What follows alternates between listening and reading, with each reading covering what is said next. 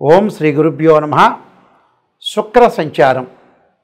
శుక్రుడు ఆగస్టు 21వ తారీఖున రాత్రి 1:19 శుక్రుడు కర్కాటక రాశిలో సంచారం చేసి సెప్టెంబర్ 12వ తారీఖు ఉదయం 6:26 వరకు కూడా శుక్రుడు కర్కాటక రాశిలో ఉంటాడు.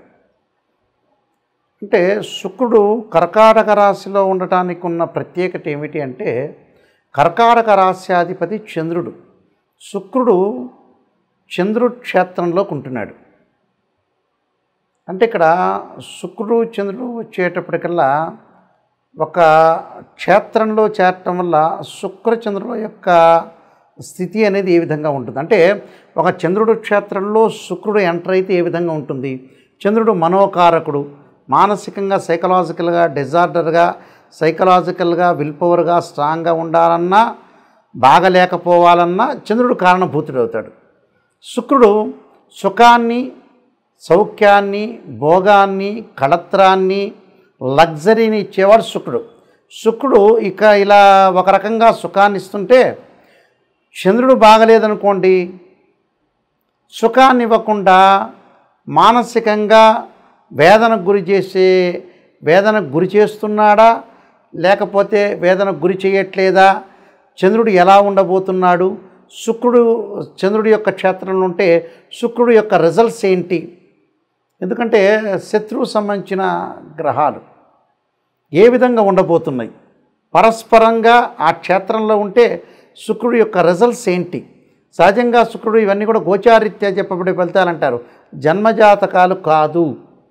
జన్మజాతకంలో శుక్రుడు ఏ విధంగా ఉండబోతున్నాడు, ఏ విధంగా ఉన్నాడు శుక్రుడు జన్మజాతకంలో, శుక్రుడు యొక్క కాంబినేషన్ ఎలా ఉంది వాడి యొక్క జాతకంలో, గోచారం అనేది ఎంతవరకు సపోర్ట్ చేస్తుందని చూసుకోవాలి. మనం కంపల్సరీ చూసుకునే ముందుకు వెళ్ళాలి. కాబట్టి ఇక్కడ శుక్రుడు చంద్రుడి యొక్క క్షేత్రంలో ఉంటే ఎలా ఉండబోతున్నాడు. శుక్రుడు సహజంగా 1, 2, 4, 5, 8, 9, 11 స్థానాల్లో ఉంటే సుఫలితాన్ని ఇస్తాడు. ఎవరి నుంచి? వాళ్ళ రాశి నుంచి. శుక్రుడు కళత్రకారకుడు, సుఖకారకుడు, భోగకారకుడు, సౌఖ్యకారకుడు. ఎలా ఉండబోతున్నాడో ఒక్కసారి మనం ద్వాదశ రాశుల వాళ్ళ యొక్క ఫలితాలని మనం శుక్రగ్రహం అనేది అనుకూలిస్తుందా ప్రతికూలిస్తుందా ఒకసారి మనం అనాలిసిస్ చేద్దాం. సింహరాశి వారికి శుక్రగ్రహ సంచారం. సింహరాశి వాళ్ళకి ద్వాదశంలో శుక్రుడు యొక్క సంచారం ఏ విధంగా ఉండబోతుంది గోచారీత్యా అంటే, సింహరాశి వాళ్ళకి సింహం, కన్య, తుల అంటే తృతీయాధిపతి శుక్రుడు వ్యయస్థానంలో ఉండటం, అలానే ఇక్కడ దశమాధిపతి కూడా కావటం వల్ల ఇక్కడ సింహరాశి వాళ్ళకి శుక్రుడు యొక్క ఫలితాలు ఏ విధంగా ఉన్నాయి అంటే, సింహరాశికి అధిపతి రవి, అలానే శుక్రుడు వచ్చేటప్పటికల్లా శత్రువు అయిన చంద్రుడి యొక్క క్షేత్రంలో ఉండటం,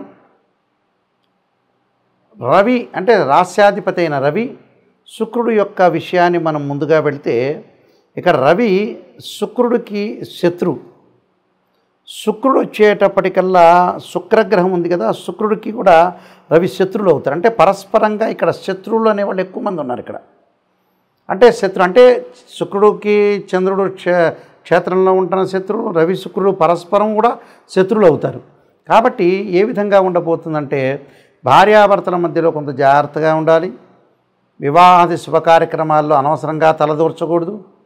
వైఫ్ అండ్ హస్బెండ్ రిలేషన్లో ఏకాభిప్రాయం లేకపోవటం, భార్య ఒక మాట అంటే భర్త ఒక మాట అంటాం, భర్త ఒక మాట అంటే భార్య ఒక మాట అంటాం, అన్యోన్యంగా దాంపత్యంగా లేకపోవటం, ఆందోళనకరంగా ఉండటం, అందరితో విరోధాలు కలగటం, శత్రువృద్ధి కలిగే అవకాశం ఉంటుంది, అనారోగ్యాలు జరిగే అవకాశాలు ఎక్కువ ఉంటాయి. అంటే భార్యాభర్తల మధ్యలో రిలేషన్ చాలా ఇంపార్టెంట్. అంటే వైఫ్ అండ్ హస్బెండ్ రిలేషన్లో ఎప్పుడూ కూడా బాండింగ్ అనేది ఉండటం అవసరం. శుభ కార్యక్రమాలు, తలపెట్టిన కార్యక్రమాలు వీళ్ళు తల మీద పెట్టుకొని దాన్ని నిర్వహించలేక శుభ కార్యక్రమం ఆందోళన, మానసికంగా ఆందోళన పడటం, ఎవరైతే అనుకుంటున్నారో నిర్వహించండి అని చెప్పిన వ్యక్తుల దగ్గర వీళ్ళకి మధ్యలో వివాదాలు వచ్చేస్తాయి. అంటే అధిక కోపం పెరుగుతూ ఉంటుంది.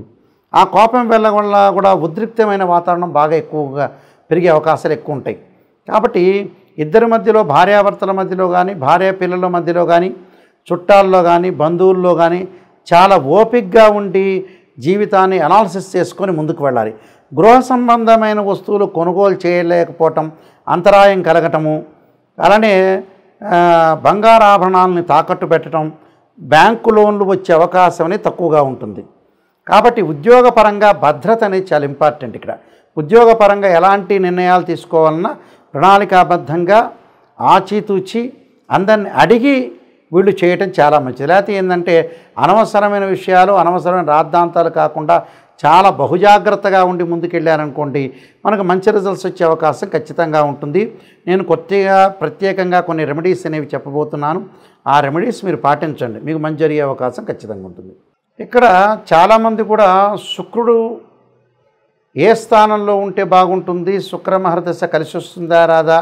కొన్ని లగ్నాలకు శుక్రమహర్దశ కలిసి వస్తుంది, కొన్ని లగ్నాలకి శుక్రమహర్దశ కలిసి రాదు. సహజంగా ఏమిటి అంటే వృషభ లగ్నంలో జన్మించిన వాళ్ళకి, తులా లగ్నంలో జన్మించిన వాళ్ళకి శుక్రమహర్దశ బాగా కలిసి వస్తుంటుంది. అలానే మకర లగ్నంలో జన్మించిన వాళ్ళకి కూడా శుక్రమహర్దశ కలిసి వస్తుంటుంది. మనం ఏ మహర్దశలో కలిసి వచ్చిన వాళ్ళకి కలిసి వస్తుందో కూడా చూసుకోవాలి. అలానే మిథున లగ్నంలో జన్మించిన వాళ్ళకు కూడా శుక్రమహర్దశ బాగా కలిసి వస్తుంది. అయితే శుక్రుడు దశ అంతర్దశలు ఏ విధంగా ఉన్నాయి? అంతర్దశల్లో బాగుపడవచ్చు, దశల్లో కూడా బాగుపడవచ్చు. అయితే శుక్రగ్రహం అనేది నీచ స్థానంలో ఉంటే ఒక రకంగాను, శుక్రుడు జన్మజాతకంలో శుక్రుడు రాహుతో కానీ, కేతువు కానీ కంజంక్షన్ కాకూడదు. శుక్రుడు ఎప్పుడూ కూడా కుజుడితో కంజంక్షన్ కాకూడదు, శనితో కూడా కంజంక్షన్ కాకూడదు. శుక్రుడు ఎప్పుడూ కూడా అశ్విని, మఖ, మూలా నక్షత్రాల్లో ఉండకూడదు. శుక్రుడు ఆరుద్ర, స్వాతి, శతభిష నక్షత్రంలో ఉండకూడదు. శుక్రుడు మృగశిర, చిత్త, ధనిష్ట నక్షత్రంలో ఉండకూడదు. శుక్రుడు పుష్యమి, అనురాధ, ఉత్తరాభాద్ర నక్షత్రంలో ఉండటం అనేది మంచిది కాదు. అంటే శుక్రుడు ఎవరు? కళత్ర కారకుడు, అంటే వివాహ కారకుడు. అంటే డిఫరెన్స్ ఆఫ్ ఒపీనియన్స్ జరగకుండా లైఫ్ లాంగ్లో శుక్రుడు అనుకూలత సాధిస్తేనే మన లైఫ్ అనేది ముందుకు వెళ్ళగలుగుతారు. అంటే భార్యాభర్తల అన్యోన్య దాంపత్యం అనేది చాలా ఇంపార్టెంట్. శుక్రుడికి సహజంగా స్వక్షేత్రాలు వృషభము, తుల స్వక్షేత్రాలు. శుక్రుడు ఎక్కడుంటాడు? శుక్రుడు మీనం అనేది ఉచ్చక్షేత్రం. శుక్రుడికి నీచక్షేత్రం ఏంటంటే కన్యారాశి. కన్యలో ఉంటే నీచత్వం అనేది ఏర్పడుతుంది. అందువల్ల శుక్రుడు నీచరాశిలో ఉండకూడదు, పాపగ్రహాలతో కలిసి ఉండకూడదు. అలా ఒకవేళ మీ జన్మజాతకంలో ఉన్న గోచారంలో శుక్రగ్రహం మీకు బాగలేకపోయినా నేను చెప్పే పరిహారాలు పాటించండి.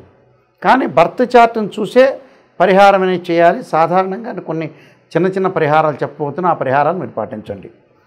మహాకాళి, మహాలక్ష్మి, మహాసరస్వతి అంటే ఏదైతే శుక్రుడికి చక్కగా కమలాక్షి స్తోత్ర పఠనం చేయటం, కమలాదేవిని అంటే అమ్మవారి యొక్క ఆరాధన చేయటం, పాదరసపు లక్ష్మీ దేవిని ఆరాధన చేసి లక్ష్మీ అష్టోత్తరంతో పూజ చేయటం, శ్రీ సూక్తం పారాయణం చేయటం, మహాలక్ష్మి హోమం చేయటం. శుక్రగ్రహం బాగలేదు, మేము విడిపోతున్నాం, భార్యాభర్తల మధ్యలో బాండింగ్ అనేది లేదు అనంటే ఖచ్చితంగా భృగుపాస్పదాస్త్ర రుద్రాభిషేకం, భృగుపాస్పదాస్త్ర హోమము, అలానే శుక్ర జపము చాలా ఇంపార్టెంట్. ఇక్కడ 10 శివలింగాలు పెట్టి అభిషేకం చేస్తారు. భృగుపాస్పదాస్త్ర రుద్రాభిషేకం అంటే మామూలుకి చెయ్యరు. అందువల్ల శుక్రుడు ఎలా ఉన్నాడు, నిజంగా బాగున్నాడా, మన జాతకంలో బాగలేదా, శుక్ర జపం ఉంటుంది. ఆ శుక్ర జపం చేయటం, బొబ్బర్లు దానం చేయటం, శుక్రుడి విగ్రహానికి పంచామృతంతో, పండరసంతో, చెరుకు రసంతో అభిషేకం చేయాలి శుక్రవారం రోజున. వీలైతే శుక్రవారం శుక్రహోరలో అమ్మవారి యొక్క ఆరాధన చేయటం మంచిది. వీలైతే ఇంటి దగ్గర శుక్ర జపం చేయాలి. కానీ వాస్తవంగా వేదోక్త మంత్రం బ్రాహ్మణోత్తములు చేయాలి. అభిషేకాలు ఇవన్నీ కూడా బ్రాహ్మణోత్తములతో చేస్తే మనకు మంచి ఫలితాలు వచ్చే అవకాశం ఖచ్చితంగా ఉంటుంది. శుక్రగ్రహం ఎప్పుడూ కూడా నీచస్థానంలో ఉంటే ఇబ్బందికరమైన వాతావరణం ఉంటుంది. కన్యారాశిలో నీచత్వం అనేది శుక్రుడు ఉన్నాడనుకోండి, ఉదాహరణకి వివాహ బంధం అనేది కరెక్ట్గా బాండింగ్ ఉండదు. ఏదో రకంగా అరమరికలు, డబ్బు పరంగా ఫైనాన్షియల్ అనేది మన చేజారిపోవటం, అలానే వేరే వాళ్ళతో గొడవలు, అక్రమ సంబంధాలు, స్త్రీ సౌఖ్యం లేకపోవటం, భర్త యొక్క సౌఖ్యం లేకపోవటం, ఇద్దరి మధ్యలో అన్యోన్య దాంపత్యం లేకపోవటం, అనవసరమైన రిస్క్ చేసుకోవటం ఒకటి, వేరే వాళ్ళ విషయాలన్నీ కూడా మన మీద పడటం ఒకటి, అన్న స్త్రీలతోటి యువకులకి పరిచయాలు ఎక్కువగా పెరగటం, ఆ స్త్రీ మూలకంగా వాటి వల్ల భర్త మూలకంగా కొన్ని ఇబ్బందులు కలిగే సూచనలు ఎక్కువగా ఉంటాయి. అలానే శుక్రుడు ఏంటంటే కళలకి ఆరితేరినవాడు, అంటే కళారంగంలో వెళ్ళిన వాళ్ళకు కూడా కొన్ని ఇబ్బందులు కలుగుతాయి. పారిశ్రామికంగా సినిమా పరిశ్రమలోకి వెళ్ళిన వ్యక్తులకు కూడా సినిమాల్లోకి చేరలేకపోవటం, మంచి పాత్రలు రాకపోవటం, డ్రామాలు వేయలేకపోవటం, సంగీతంలో డ్యాన్స్ లాంటి వాటి మీద కానీ, ఏదైతే వీణ కానీ, వైలిన్ కానీ, హార్మోని కానీ, ఏదైతే ఎక్స్ట్రా సంబంధించిన యాక్టివిటీస్ ఉన్నాయో అవన్నీ మనం చేయలేకపోవటం. కళలు చాలా ఇంపార్టెంట్. అది ఆర్టింగ్ కానీ, పెయింటింగ్ కానీ, రైటింగ్ కానీ, ఇవన్నీ కూడా శుక్రుడు యొక్క కారకత్వాలు అంటారు. అంటే మ్యాటర్ స్టేటస్ని రిప్రజెంట్ చేసే ప్లానెట్ ఏంటంటే వీనస్ ప్లానెట్. వీనస్ ప్లానెట్ అనేది స్ట్రాంగ్గా ఉండాలి. ఒక రకంగా గురువు సంతానకారకుడైతే శుక్రుడు కూడా శుక్రకణాలు అంటాం కదా మనం, ఆయన కూడా సంతానాన్ని ప్రసాదించే కారకుడు శుక్రుడు కూడా. కాబట్టి శుక్రగ్రహాన్ని కూడా మనం ఒకసారి చూసుకుని ముందుకు వెళ్ళాలి. సర్వే జనా సుఖినో భవంతు.